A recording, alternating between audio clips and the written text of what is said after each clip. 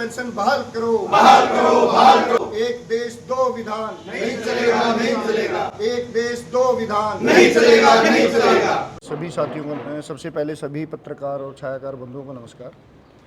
साथियों, आपको पता है कि हमारा मुद्दा एक ही है। दोबारा करना पड़ेगा, दोबारा करो जी सर। सभी पत्रकारों और छायाकार बंधुओं को नमस्कार। आप अपने व्यस्तम समय में समय निकाल कर यहाँ पर पहुँचे, आपका स्वागत है, अभिनंदन है। और साथियों, आप भली भांति परिचित है, बड़े लंबे समय से हम हरियाणा प्रदेश के अंदर एक बड़ी लड़ाई लड़ रहे हैं जो हरियाणा प्रदेश के कर्मचारियों और अधिकारियों के भविष्य से जुड़ी हुई है। और मैं तो यहाँ तक कहूँगा, ये केवल हरियाणा प्रदेश के कर्मचारी अधिकारियों से नहीं, ये आने वाली युवा पीढ़ी जो कहीं ना कहीं आज महंगी शिक्षा ग्रहण करने के बाद ये उम्मीद करती है कि उन्हें रोज़गार मिलेगा, वो सरकारी सेवा में आएंगे, और ये उनसे भी जुड़ा हुआ मुद्दा है। और इसको लेकर हम लगातार, आपने देखा भी होगा, हमेशा आप इसमें कवरेज करते रहे हैं, आपने सहयोग किया है हमारे इस आंदोलन में। तो हमने बड़े बड़े आंदोलन ओपीएस बहाली को लेकर किए हैं। सरकार से लगातार हम ओपीएस की मांग करते रहे हैं। सरकार द्वारा इसको लेकर कमेटियाँ भी गठित हुई, मुख्यमंत्री जी, चीफ सेक्रेटरी, सीपीएस, सीएम और फाइनेंस सेक्रेटरी, इन सभी की अध्यक्षता में एक कमेटी भी बनी, उनके साथ भी हमारी कई बार चर्चा हुई। लेकिन जो मुद्दे का समाधान होना चाहिए था, आज तक वो समाधान नहीं हुआ। इसको लेकर केंद्र सरकार ने भी कमेटी बनाई, राज्य सरकार ने भी कमेटी बनाई, उनके साथ हमारी चर्चाएं भी हुई। और कहीं ना कहीं हमने जितने भी हमारे आंकड़े थे वो हम सरकार के सामने पेश कर चुके हैं कि अगर पुरानी पेंशन नीति को बहाल किया जाता है, वो ना केवल कर्मचारियों और अधिकारियों के भविष्य के लिए लाभदायक है, वो हरियाणा प्रदेश और हरियाणा सरकार के लिए भी फ़ायदेमंद है। आज अगर मैं चर्चा करूं, जिस एनपीएस नेशनल पेंशन सिस्टम का हम विरोध करते हैं, नई पेंशन योजना के नाम से इसको जानते हैं, तो इसमें 10% कर्मचारियों की सैलरी का काटा जाता है और लगभग 14% कर्मचारी की बेसिक का सरकार इसके अंदर इन्वेस्ट करती है। और जो ये 14% है, ये आम जनता, आम टैक्स पेयर का पैसा है जो सरकारी खजाने से कर्मचारियों की पेंशन के नाम पर शेयर मार्केट के अंदर निवेश किया जाता है। लेकिन इसके अंदर दुखद पहलू क्या है कि जो पैसा शेयर मार्केट में निवेश कर दिया या बाजार में जो निवेश कर दिया, उसकी वापसी की गारंटी सरकार ने इस बिल के अंदर कहीं भी नहीं रखी, जो सबसे बड़ा दुखद है। अगर आज अब जैसे ईरान, इजराइल और अमेरिका का युद्ध चल रहा था, युद्ध खाड़ी देशों में है, लेकिन शेयर मार्केट गिरने से पैसा हमारा कम हो रहा है। अब जब हमारा पैसा कम हो रहा है तो कहीं ना कहीं हमारे भविष्य के ऊपर भी एक % चिन्ह लग जाता है। फिर दूसरी बात, जब एक कर्मचारी रिटायर हुआ, रिटायर होने के बाद 60% अमाउंट उसको वापस कर दिया जाता है और 40% की एन्युटी एक पॉलिसी खरीद कर उसको दी जाती है बाजार से, और उस जो 40% जो हमारा अमाउंट बना, उसका ब्याज उसको पेंशन के तौर पर दिया जाता है। ये तो वो बात होगी भी, मैंने आड़ती के पास पैसे रख दिए और आड़ती मेरे को हर महीना ब्याज उसका वापस कर रहा है 1.5%, तो उस ब्याज को हम पेंशन थोड़ी कह सकते हैं। पेंशन तो जो पहले से मिला करती थी, एक कर्मचारी अधिकारी कानूनों में बंधा होता है, वो अपनी सेवा काल के दौरान कोई व्यवसाय या कोई दुकानदारी या कोई बिजनेस खड़ा नहीं कर सकता। और मैं अगर बात करूं तो 80% से ज़्यादा कर्मचारी और उनका परिवार केवल मात्र आज जो उनको सैलरी मिल रही है उसके ऊपर निर्भर करता है, जिसमें हमारे एससी समाज आ गया, हमारे बीसी समाज के आ गए, और जनरल समाज में भी जिनके पास ज़मीनें नहीं हैं, जिनके पास अन्य कोई रोज़गार नहीं है या पारिवारिक कोई व्यवसाय नहीं है, वो पूरी तरह से केवल और केवल सैलरी के ऊपर निर्भर होता है। और जब वो रिटायर हो गया 60 साल के बाद, तो उसकी देखभाल कौन करेगा? और संविधान ये कहता है कि नियोक्ता की ड्यूटी बनती है, सरकार की ड्यूटी बनती है, जो जीवन स्तर आज सेवा काल के दौरान एक कर्मचारी का है, वो सेवा काल के बाद भी बना रहे, इसलिए पेंशन की शुरुआत की गई थी। और मैं आपको उदाहरण के तौर पर बताऊं, जब देश आज़ाद हुआ, हमारी माली हालत क्या थी? उस समय बजट हमारा कितना हुआ करता था? पहला बजट ही 5 करोड़ का था हमारे पूरे देश का। उस समय कर्मचारियों को पेंशन का प्रावधान किया गया, और आज हम 5वीं बड़ी अर्थव्यवस्था पूरे विश्व की बन चुके हैं और आज कर्मचारियों को पेंशन नहीं दी जा रही। इसका सबसे बड़ा कारण क्या है कि कर्मचारियों के पैसे को और आम टैक्स पेयर के पैसे को जो 14% सरकार लगा रही है, उसको कानूनी तरीके से शेयर मार्केट में अपने बड़े पूंजीपतियों को, दोस्तों को इसका लाभ पहुंचाने के लिए ये पैसा निवेश किया जा रहा है। और हमारी सरकार से मांग है कि या तो वो खुले तौर पर श्वेत पत्र जारी करके ये बताए कि सरकार को ओपीएस ख़त्म करने के बाद और एनपीएस लागू करने के बाद क्या बेनिफिट हुआ, या फिर जो हमने अब तक आंकड़े पेश किए हैं सरकार के सामने कि सरकार को इससे लगातार नुकसान हो रहा है, या सरकार उनको मान ले। कहीं ना कहीं एक जिद बनाए बैठी है सरकार की कर्मचारी सड़क पर उतर आया और हम इनकी मांग को पूरा नहीं करेंगे। हम सरकार से निवेदन करते हैं कि ना बजट की कमी है हमारे पास, ना पैसे की कमी है, एक भ्रम जाल फैलाया जाता है। अभी लेटेस्ट एक हफ्ता पहले की खबर है, मुख्यमंत्री जी ने कैबिनेट में प्रस्ताव पास किया कि जितने भी चेयरमैन होंगे उनको फर्स्ट क्लास गजटेड अधिकारी की सारी सुविधाएं मिलेंगी, उनको 75,000 रुपये सैलरी मिलेगी, उनको गाड़ी मिलेगी, उनको ड्राइवर मिलेगा, उनको क्लर्क मिलेंगे, उनको 50,000 रुपये हाउस अलाउंस मिलेगा।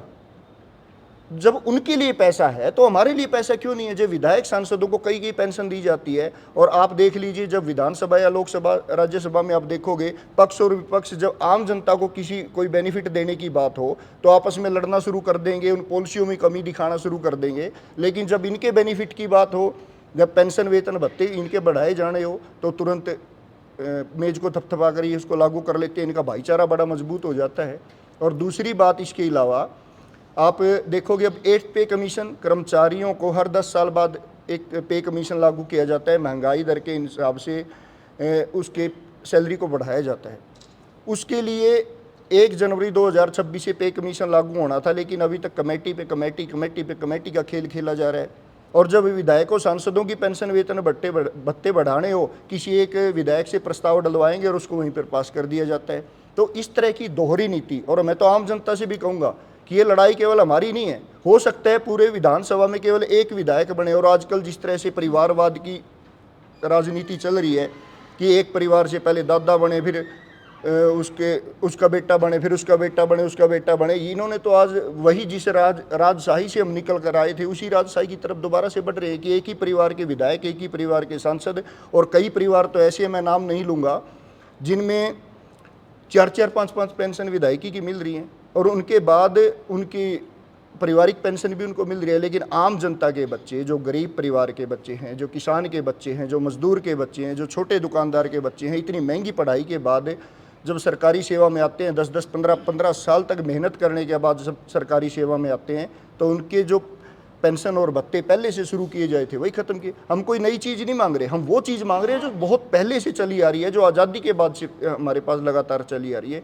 कोई नई चीज़ हम सरकार से नहीं मांग रहे। तो 20 साल से लगातार आप जो संघर्ष कर रहे हैं, तो अब क्या रणनीति बनाई गई है? देखिए, हम लगातार संघर्ष कर रहे हैं, लगातार सड़कों पर है, और सरकार, ऐसा नहीं है कि सरकार के ऊपर दबाव नहीं है, सरकार लगातार एनपीएस में बदलाव कर रही है। लेकिन हमारी मांग है कि आप बार बार बदलाव करने की बजाय, आप बार बार नए नए नोटिफिकेशन जारी करने की बजाय एक बार ही कैबिनेट में फैसला करें और पुरानी पेंशन को लागू कर दे। जब आप एक बार कर दोगे तो निश्चित तौर पर कर्मचारी और अधिकारी आपके प्रति सकारात्मक भी होगा। आज आपको लगता है कि कर्मचारी अधिकारी नाराज़ है, और नाराज़गी भी उसकी जायज़ है क्योंकि वो भविष्य से जुड़ा हुआ मुद्दा है। तो इसलिए हम सरकार से मांग करते हैं आपके चैनलों के माध्यम से कि जल्द से जल्द पुरानी पेंशन नीति को बहाल किया जाए। और हम तो खुले मन से कहते हैं कि भाई ओपीएस बहाली को लेकर हमने जितना मजबूती से आपका विरोध किया है, अगर आप ओपीएस को बहाल करते हो उतना ही बड़ा स्वागत समारोह भी आपके लिए करने का काम करेंगे। देखिए, मैंने जैसे कि पहले जिक्र किया, बंद करने का कोई जायज़ रीज़न सरकार के पास नहीं है। हम आरटीए लगा चुके हैं। हमने ये भी कहा कि वो प्रस्ताव हमारे सामने रखा जाए जिसको देखकर आपने इसको लागू किया। लेकिन ये केवल जब निजीकरण की शुरुआत की गई, तो निजीकरण में जब किसी विभाग को एक निजी हाथों में देना हो तो वहाँ सबसे बड़ी अड़चन क्या होती है कि वहाँ के कर्मचारियों के बुढ़ापे की सुरक्षा की जिम्मेवारी भी लेनी पड़ेगी। लेकिन कोई भी व्यापारी या कोई भी पूंजीपति किसी विभाग को तो खरीद सकता है अपने फ़ायदे के लिए, लेकिन उसके कर्मचारियों की सुरक्षा की जिम्मेवारी नहीं लेना चाहता। इसीलिए इसको ख़त्म कर दिया गया था। और उदाहरण दूंगा कि धीरे धीरे आप देख लीजिए, आज चाहे प्राइवेट स्कूल्स की बात कर लीजिए, चाहे आप प्राइवेट बसेज की बात कर लीजिए, चाहे प्राइवेट रेलवे की बात कर लीजिए, जिस तरह से वो लगातार महंगाई बढ़ा रहे हैं। और धीरे धीरे आज इसलिए ये कंट्रोल में है क्योंकि सरकारी विभाग हैं। जिस दिन सरकारी विभाग ख़त्म हो गए, इनकी मोनोपोली बढ़ेगी। आज आप एक गरीब परिवार अपने बच्चे को प्राइवेट स्कूल में नहीं पढ़ा सकता, उसकी महंगी फीसें अफोर्ड नहीं कर सकता, उसकी किताबें अफोर्ड्स नहीं कर सकता। जो एनसीईआरटी की किताबें बाहर 350 रुपये में मिल रही हैं, वो 30-30 हज़ार रुपये में प्राइवेट स्कूल, बड़ी संस्थाएं इसको बेच रही हैं। तो प्राइवेटाइजेशन का ही एक ये रूप एनपीएस था। और इसीलिए हम इसका विरोध कर रहे हैं। और ये केवल हमारे लिए नहीं है, ये जो नेता आज विधानसभा में बैठे हैं, जो पॉलिसियाँ बना रहे हैं, ये उनके लिए भी है, उनके परिवार के बच्चे भी कल सरकारी सेवा में आएंगे। तो मेरा आपके चैनल के माध्यम से मुख्यमंत्री जी से और पूरी कैबिनेट से और प्रधानमंत्री जी से निवेदन है कि कर्मचारी, आप सरकार की, किसी भी सरकार की रीढ़ कर्मचारी होता है।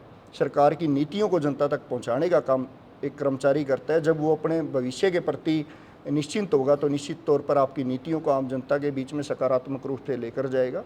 और इसी कड़ी में हम अपने आंदोलन को आगे बढ़ाते हुए, आपने देखा होगा पहले बड़े बड़े आंदोलन हुए, तो इसी कड़ी में अपने आंदोलन की शुरुआत आज कैथल से कर रहे हैं। पेंशन बहाली संघर्ष समिति की एक हमारी मीटिंग हुई थी और जिसमें निर्णय लिया गया था कि 2 जून को हम कैथल के शहीदी स्मारक में सुबह 7:30 बजे इकट्ठा होंगे, जहां पर हम एक साइकिल यात्रा पूरे ज़िले के अंदर, शहर के अंदर निकालते हुए सचिवालय पहुंचेंगे और वहां पर मुख्यमंत्री और प्रधानमंत्री जी के नाम हम उपायुक्त के माध्यम से ज्ञापन सौंपेंगे, जिसमें हमारे, और साथ में मैं कर्मचारियों अधिकारियों से भी अपील करूंगा, जो हरियाणा कैथल के हमारे कर्मचारी अधिकारी हैं, कि आप अधिक से अधिक संख्या में ठीक सुबह 7:30 बजे 2 तारीख को शहीदी स्मारक पर एकत्रित हों और अपने इस भविष्य की लड़ाई में अपनी आहुति देने का। ममता धारीवाल जी सरकार झुकेगी, जब कांग्रेस की लहर थी 24 में तब भी नहीं झुकी सरकार, तो अब सत्ता में तो- देखिए, इसका आंदोलन का किसी पार्टी की लहर या किसी पार्टी के विरोध से कोई लेना देना नहीं है, क्योंकि जब कोई लड़ाई आपके भविष्य से जुड़ी हो या आपकी सामाजिक सुरक्षा से जुड़ी हो तो उसका किसी पार्टी विशेष से कोई लेना देना नहीं होता। हाँ ठीक है, विपक्ष का दायित्व है, अगर सरकार बात नहीं सुनती तो विपक्ष उस मुद्दे को उठाए, उसको विधानसभा में रखे, लोकसभा में रखे, तो वो विपक्ष अपना काम करे और सरकार का अपना काम है, सरकार अपना काम करे, इस मुद्दे को जल्द से जल्द बहाल करे। और मैं तो सरकार से आज इस आपके माध्यम से एक और अपील करूँगा कि 20 साल से हमारे जो गेस्ट टीचर भाई बहन हैं वो लगातार सरकारी विद्यालयों में पढ़ा रहे हैं, तो उनके भविष्य का भी ध्यान रखते हुए जो हाई कोर्ट ने आज निर्णय दिया है, सुप्रीम कोर्ट का निर्णय है, उसका सम्मान करते हुए उनको भी जल्द से जल्द उनकी सेवाओं को नियमित करने का काम करे, ताकि वो भी अपने भविष्य के प्रति निश्चित हो सके। 2 तारीख को जो साइकिल यात्रा निकालोगे उसमें जिला स्तर के कर्मचारी भाग लेंगे या पूरे प्रदेश स्तर में? देखिए, जो कैथल से आज शुरुआत हो रही है तो उसमें जिला स्तर के हमारे कर्मचारी अधिकारी, और मैं तो आम जनता से भी अपील करूंगा, आप सभी का मुद्दा है, आप भी इसमें सहयोग कीजिए। जो आज आप देख रहे हो कि HPSC के द्वारा रिजल्ट जारी किए जा रहे हैं, भर्ती होती है 200 पदों की और भर्ती किए जा रहे हैं 2-2 कर्मचारी, तो इस न्यायपूर्ण नीति के खिलाफ भी हमें एकजुट होना पड़ेगा। तो उन सभी युवा साथियों से मैं निवेदन करूंगा कि आपके भविष्य की लड़ाई है, आप सरकारी सेवा के लिए कठिन मेहनत कर रहे हैं, और जब हम एकजुट होंगे, आज कर्मचारी भी और युवा साथी भी, तो निश्चित तौर पर सरकार निकाली जाएगी ये यात्रा। नहीं, ये केवल आज कैथल से हम शुरुआत करें और धीरे धीरे इसको बढ़ाते हुए पूरे हरियाणा के अंदर हमारा ये आंदोलन होगा, और नहीं केवल हरियाणा में, अब तो राष्ट्रीय स्तर पर भी इस आंदोलन की गूंज आपको देखने को मिलेगी।